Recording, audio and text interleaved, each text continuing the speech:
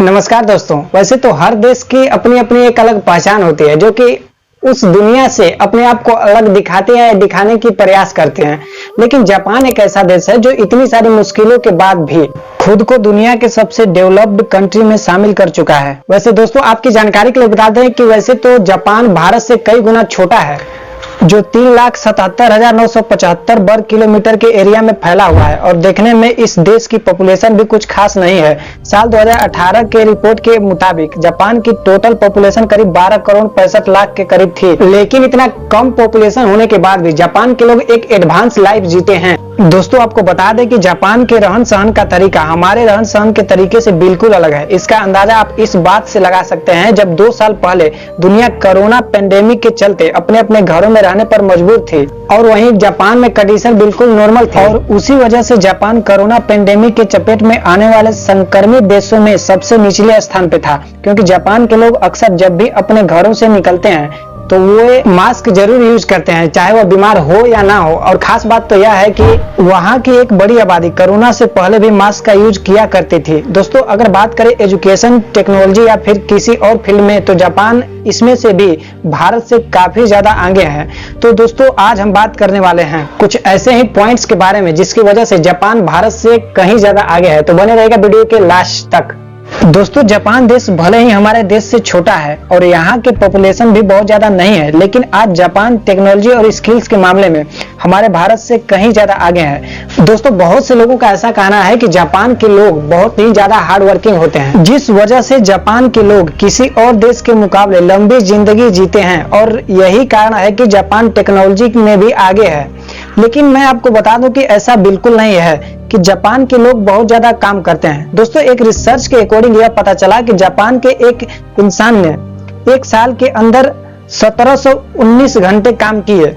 तो यहीं दूसरी तरफ मेक्सिको के एक इंसान ने 1 साल के अंदर 2246 घंटे काम किए। तो इस हिसाब से तो मेक्सिको को जापान से ज्यादा डेवलप्ड होना चाहिए, लेकिन ऐसा नहीं है। दोस्तों, मेहनत करना तो सभी के लिए जरूरी है, लेकिन मेहनत किस फील्ड में करें या इससे भी ज्यादा जरूरी होता है। एक रिपोर्ट के मुताबिक ऐसा भी बताया गया है कि जापान अपने एक्सपोर्ट बिजनेस से सबसे ज्यादा डेवलप्ड हुआ है, क्योंकि जापान अपने देश में जितनी भी चीजें इंपोर्ट करता है उससे भी कई ज्यादा चीजें एक्सपोर्ट करता है।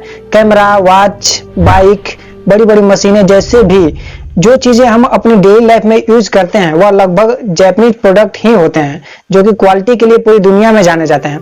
जापान अपने प्रोडक्ट की क्वालिटी और डिजाइन में बहुत ज्यादा मेहनत करता है, जिस वजह से जापानीज प्रोडक्ट ही दुनिया में सबसे ज्यादा बिकते हैं। 19वीं सदी में जापान ने रिसर्च एंड डेवलपमेंट में निवेश भी किया। जापान ने केवल अपने मार्केट को ही नहीं बढ़ाया, बल्कि यूरोप और अमेरिका जैसे देशों के कस्टमरों की जरूरतों को भी समझा और उनके इन्हीं जरूरतों को पूरा करने के लिए बहुत ही कम दामों में टिकाऊ प्रोडक्ट देने की कोशिश भी की।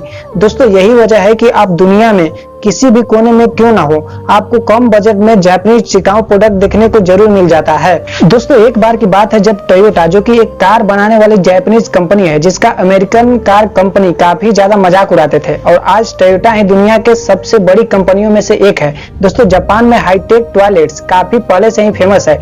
इन टॉयलेट की खासियत यह है कि दोस्तों, जब भी आप इस पर बैठेंगे तो यह हाईटेक टॉयलेट आपका ब्लड प्रेशर और शरीर का तापमान ऑटोमेटिकली चेक कर लेंगे। ऐसे बहुत से जापानीज प्रोडक्ट हैं जो हम भारतीय लोगों को एक नई टेक्नोलॉजी पर नजर आते हैं, लेकिन जापान में यह प्रोडक्ट काफी सालों से यूज होते आ रहे हैं। दोस्तों, जापान अपने देश में नई नई टेक्नोलॉजी के जरिए नए नए प्रोडक्ट लॉन्च करता रहता है, लेकिन हमारा भारत टेक्नोलॉजी के मामले में और भी देश पर निर्भर करता है। वही जापान में 210 किलोमीटर प्रति घंटा की स्पीड से चलने वाली ट्रेन मौजूद है, जो कि साल 1964 में ही आ गई थी, जबकि हमारे भारत में अभी भी 160 किलोमीटर प्रति घंटा की स्पीड से चलने वाली ट्रेन है। और दोस्तों, अगर जापान के अर्थव्यवस्था की बात की जाए तो जापान की अर्थव्यवस्था दुनिया की सबसे तीसरी अर्थव्यवस्था है, जबकि हमारे भारत की अर्थव्यवस्था 5वें स्थान पर आती है। दोस्तों, जापान के किसी भी व्यक्ति की एनुअल इनकम 32 लाख रुपए होती है, वहीं भारत में किसी भी व्यक्ति का एनुअल इनकम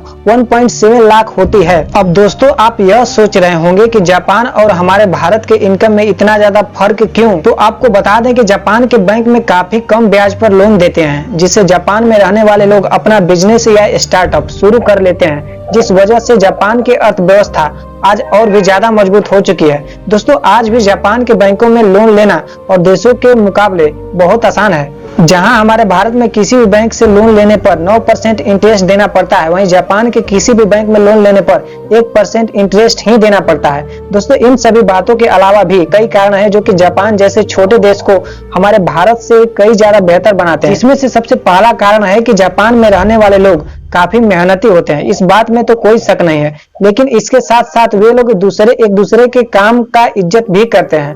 वह किसी भी काम को छोटा बड़ा नहीं समझते हैं और यही जापानी संस्कृति करती है। और यहाँ हमारे भारत के लोग मंदिर और मस्जिद, फिल्म रिलीज जैसे कई विवादों से घिरे रहते हैं, जिस वजह से आगे बढ़ने के लिए डेवलपमेंट और ना ही टेक्नोलॉजी की बात हो पाती है और ना ही कोई सुनना चाहता है। दोस्तों इसी के साथ साथ जापान का एजुकेशन सिस्टम भी हमारे भारत से काफी ज्यादा अलग है। जहां हमारे भारत में स्कूल के बच्चों को अच्छे रिजल्ट और मार्क्स के लिए भगाया जाता है, वहीं जापान में एक बच्चे को एक ब्रिलियंट स्टूडेंट बनने से पहले एक अच्छा और सामाजिक इंसान बनाने और तौर तरीके सिखाए जाते हैं। जापान में जब तक कोई भी बच्चा 10 साल का ना हो तब तक उसे कोई भी स्कूल के एग्जाम देने की जरूरत नहीं होती और इसी दौर में उसे शिष्टाचारी और मेहनती बनाया जाता है, जिससे वह अपने जिंदगी में आगे चल के एक अच्छे इंसान की तरह व्यवहार कर सके और एक अच्छी जिंदगी जिए। दोस्तों यह बात आप जानकर हैरान हो जाएंगे कि जापान के स्कूल में साफ सफाई करने के लिए कोई सर्वेंट नहीं होता, बल्कि बच्चे खुद ही अपनी स्कूल की सफाई करते हैं,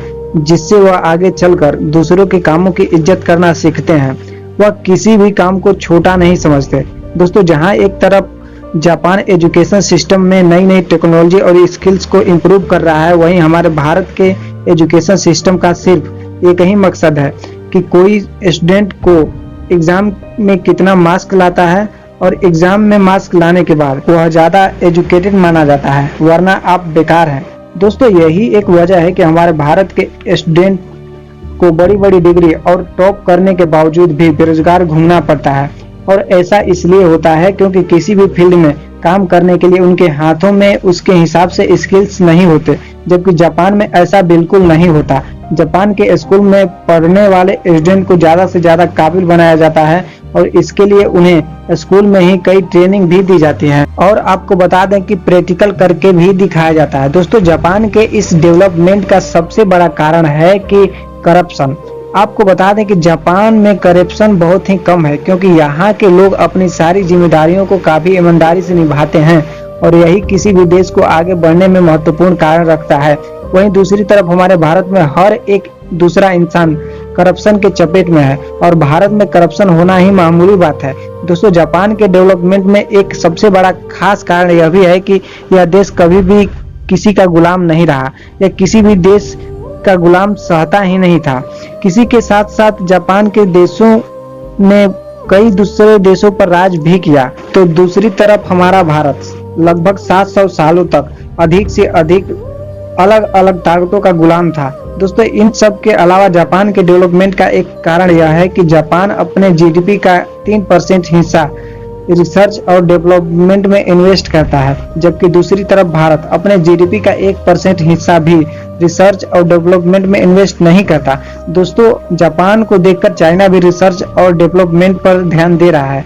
जहां एक तरफ भारतीय अपनी निजी उन्नति को अपने देश की उन्नति समझते हैं, वहीं दूसरी तरफ जापान के देश के लोग देश के उन्नति को अपनी उन्नति समझते हैं। दोस्तों जापान के लोग छोटे से छोटे काम को भी अच्छी तरीके से करते हैं और आजादी के बाद हमारे देश ने भी काफी ज्यादा उन्नति किया है, लेकिन फिर भी हम अभी भी जापान से आगे नहीं बढ़ पाए हैं। उम्मीद है कि आने वाले भविष्य में हम जापान से आगे होंगे साइंस एंड टेक्नोलॉजी के फील्ड में। और दोस्तों कमेंट करके बताइएगा कि ऐसा हो पाएगा या नहीं हो पाएगा।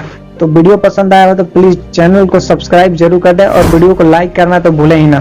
मिलते हैं अगले वीडियो में।